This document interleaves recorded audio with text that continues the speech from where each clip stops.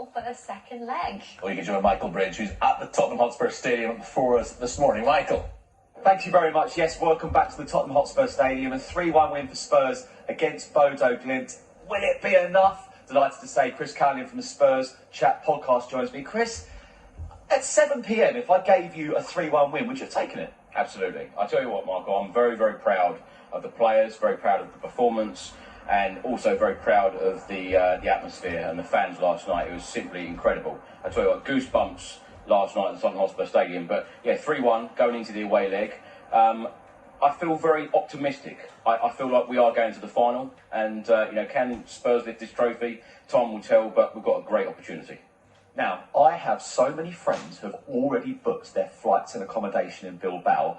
I mean, goodness me, the arrogance of it. But you've not, have you? Of course I have. Do you know what? When that third goal went in, a lot of people around me in the stadium, they were booking flights, and the price was going up and up and up during the game. But we've got to feel the confidence now. I know it's going to be a very difficult game, away in Norway, 3G pitch, etc. But 3-1 win, we've got to go into that second leg feeling optimistic that we are going to go to the final, because we see a very, very different Tottenham in the Europa League to the Premier League games.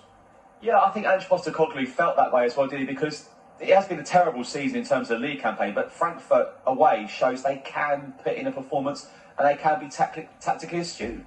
Like I said, Michael, these last two European games, Frankfurt away and last night, I feel very, very proud of the team. We haven't, as Spurs fans, said that enough this season, because the league form has been so dismal. Been breaking unwanted records in the league season. But in the Europa League, we are a completely different animal.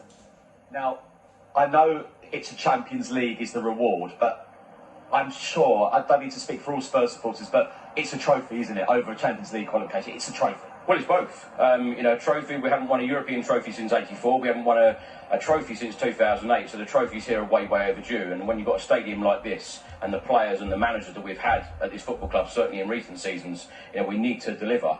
But Champions League, you saw last night the atmosphere here at the Tottenham Hotspur Stadium in the Europa League. Those Champions League nights are very, very special, and of course you're then going to attract different players as well. If Tottenham won it, surely you don't lose your manager, do you? Or is the league form so bad that you have to make a change? I feel like we could have this conversation for hours about Ange Postecoglou, but the league form just simply hasn't been good enough. Spurs could finish 17th in the Premier League table, and as I said, we're breaking unwanted records in the Premier League, which it just simply hasn't been good enough. And sometimes a manager has to find ways to win those Premier League games. But it just seems weird how we are a completely different team, and the performances and the attitude is completely different in the European competition. I'll tell you what's going to be completely different as well. The second leg in terms of climate, temperature. I think you going next week?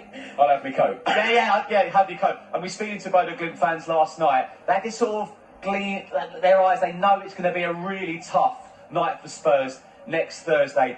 This tie is not over. But it really is.